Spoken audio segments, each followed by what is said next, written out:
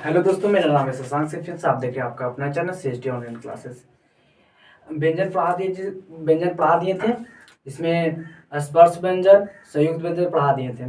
चलिए लाए आज कंपन के आधार पर वर्णों को दो भागों में बांटा गया है। कौन कौन है? घोष और सघोष। मैंने घोषों को बोलते हैं सघोष, ऐसे तो घोष और अघोष है। वर्णों को कितने भागों में बांटा गया है? दो भागों में। घोष को ही बोलते हैं सघोष, आगे क्या है? अघोष। समझ यार, चलिए इसको हम विस्तार से पढ़ते हैं डिफिनेशन के साथ। घोष या सघोष क्या होता है? जिन वर्णों का उच्चारण करते समय जिन वर्णों का उच्चारण करते समय जिन वर्णों का उच्चारण करते समय स्वर तांत्री में गूंज उत्पन्न होता है, उसे क्या कहते हैं?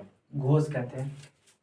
जिन वर्णों का उच्चारण करते समय आप कदम बोलने में पूरा आपका देह बोलेंगे तब पूरा देह से ऊर्जा से बोल रहे हैं, मतलब आपका देह का क्या स्वर तांत्रिक क्या हो जाए, गूंज उठता है, उसे क्या कहते हैं? घोष कहते हैं। चलिए इसका कौन कौन सा एग्जाम्पल होता है? घोष का अर्थ होता है नाद या गूंज। घोष का अर्थ होता है नाद या गूंज। इसको भी पढ़ेंगे श्वास श्वास और वायु के आधार पर। पहले इसको पढ़ लेते हैं। घोष का अर्थ होता है नाद या गूंज। पहला क्या है? इसे बोल दिया क वर्ग। क वर्ग का तीसरा चौथा पचमा जो वर्ण होता है ना, उसी को बोलते हैं क्या? घोष। क्या बोलते हैं? सघोष बोलो या घोष, एक ही बात है। क ग घ ड़, उसी पर ज झ इया, ड ढ न, त थ ध, त ध न, फ भ म। ये क्या है? सब घोष के वर्ग में। और य र ल व और ह क्या है? ये सब घोष है। क्या है? घोष है। ये जो इतना है लिखा हुआ क्या है? घोष। चलिए अघोष के बारे में डिफिनेशन है। जिन वर्णों का उच्चारण करते समय हमारी स्वर तांत्री, मतलब पूरा देह, जिसे कोनो कोनो वर्ड बोलते हैं तो लगता है कि पूरा दम आपका देह लग रहा है ऊर्जा से पैदा हो गया। सुनिए आ रहा ना? उसी प्रकार स्वर तांत्रिक में गूंज या कंपन उत्पन्न नहीं होता है, उसे क्या कहते हैं? अघोष कहते हैं। जिसे बोल दिया क का वर्ग, क और ख, च छ, ट का वर्ग, ट ठ, त का वर्ग, त और थ, प का वर्ग, प और फ। उसी पर तालम सा, मूर्धन्य और दंड सा, तीनों क्या है? अघोष में। इसमें पहला और दूसरा वर्ण क्या कहलाता है? इसी को क्या कहते हैं? अघोष कहते हैं।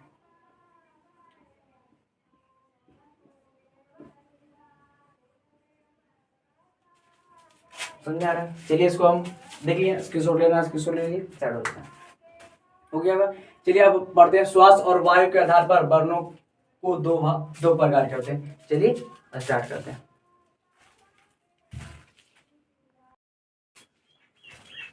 चलिए स्टार्ट करते हैं। पहला क्या था? श्वास और वायु के आधार पर वर्णों को दो भागों में बांटा गया। अल्पप्राण, महाप्राण।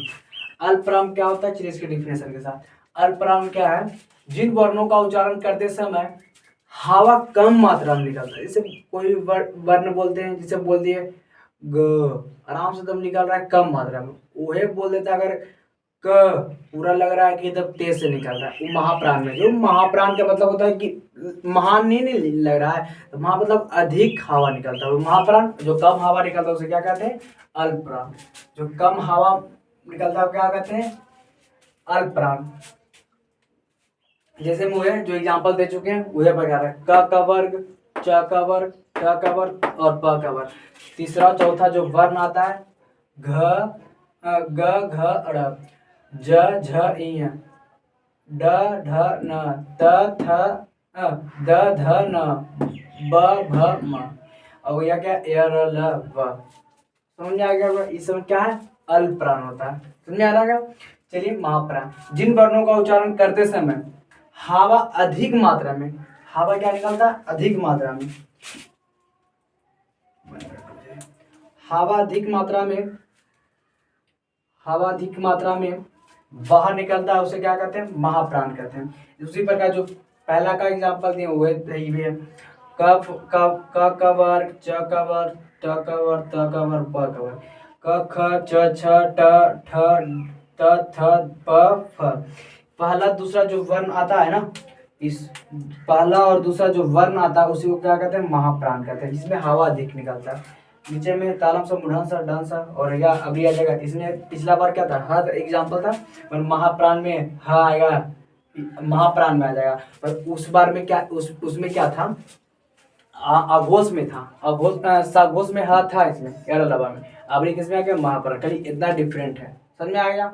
चलिए उसके बाद पढ़ते हैं। आपको उच्चारण के आधार पर व्यंजनों को 8 भागों में बांटा गया है। चलिए इसको डिटेल से पढ़ेंगे और शॉर्ट में भी पढ़ेंगे। पहले शॉर्ट में पढ़ा देते हैं, बोलिए शॉर्ट में पढ़ा देते हैं, और उसके बाद हम लॉन्ग में, मतलब शॉर्ट में पढ़ा देते हैं, उसको लॉन्ग में पढ़ा देंगे बाद में। चलिए बहुत बड़ा है।